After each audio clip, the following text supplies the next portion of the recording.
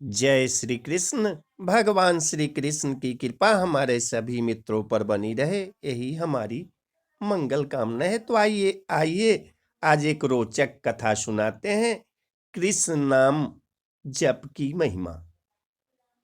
एक बार एक गांव में एक महात्मा आकर यज्ञ करवा रहे थे और यज्ञ में वृक्षों के पत्तों पर चंदन से श्री कृष्ण का नाम लिखकर पूजा कर रहे थे। वह जगह जो थी यज्ञस्थली गांव से बाहर थी।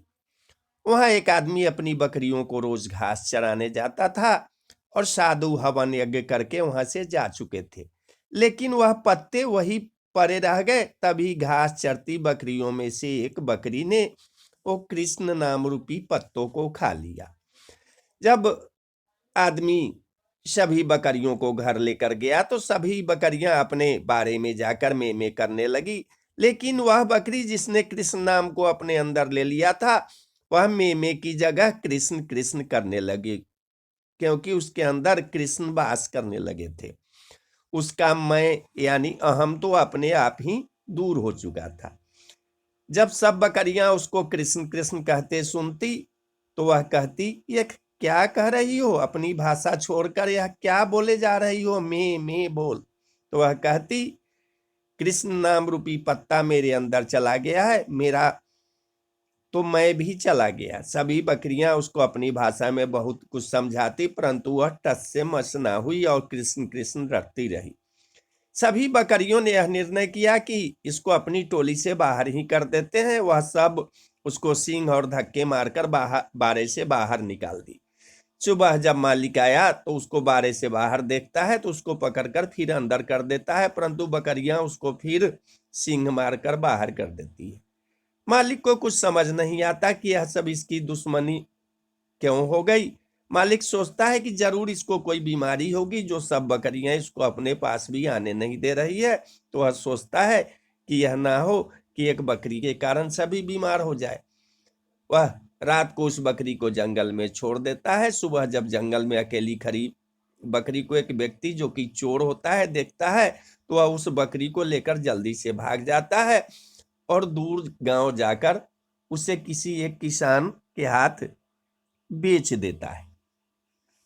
किसान जो कि बहुत ही भोला भाला और भला मानस था, उसको कोई फर्क नहीं पड़ता कि बकरी में कर रही है या कृष्ण कृष्ण। वह बकरी सारा दिन कृष्ण कृष्ण जपती रहती। अब वह किसान उस बकरी का दूध बेचकर अपना गुजारा करता है। कृष्ण नाम के प्रभाव से बकरी बहुत ही ज्यादा और मीठा दूध देती है। दूर दूर से लोग उसका दूध किसान से लेने आते हैं। किसान जो कि बहुत ही गरीब था, बकरी के आने और उसके दूध की बिक्री होने से उसके घर की दशा अब सुधरने लगी। एक दिन राजा के मंत्री और कुछ सैनिक उस गांव से होकर गुजर रहे थे।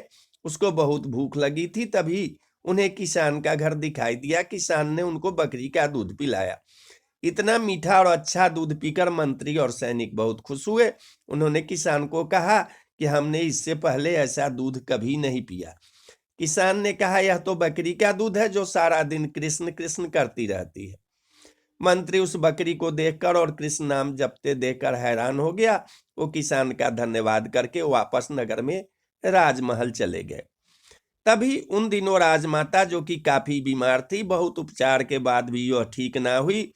राजगुरु ने कहा कि माताजी का स्वस्थ होना मुश्किल है, अब तो भगवान इनको बचा सकते हैं। राजगुरु ने कहा कि अब आप माताजी के पास बैठकर ज्यादा से ज्यादा ठाकुर जी का नाम लो।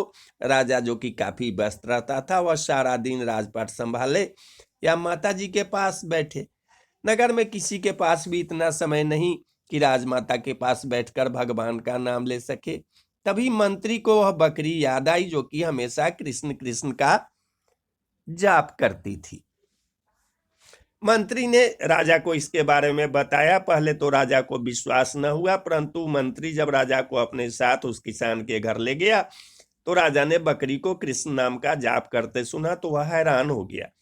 राजा किसान से बोला कि आप यह बकरी मुझे दे दो। किसान बड़ी विनम्रता से हाथ जोड़कर राजा से बोला कि इसके कारण ही तो मेरे घर के हालत ठीक हुए हैं, अगर मैं आपको दे दूंगा तो फिर मैं भूखा मरूंगा। राजा ने कहा कि आप फिक्र न करो, मैं आपको इतना धन दूंगा कि आपकी गरीबी दूर हो जाएगी। अब किसान ने खुशी खुशी बकरी को राजा को दे दिया। अब तो बकरी राजमहल में राजमाता के पास बैठकर निरंतर कृष्ण कृष्ण का जाप करती। कृष्ण नाम के कानों में पढ़ने और बकरी का मीठा और स्वच्छ दूध पीने से राजमाता की सेहत में सुधार होने लगा और धीरे धीरे वह बिल्कुल ठीक हो गई।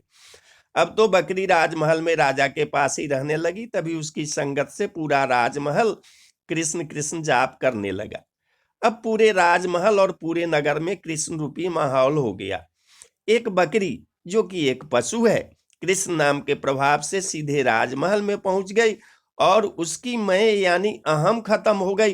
तो क्या हम इंसान निरंतर कृष्ण का जाप करने से हम भव से पार नहीं हो जाएंगे?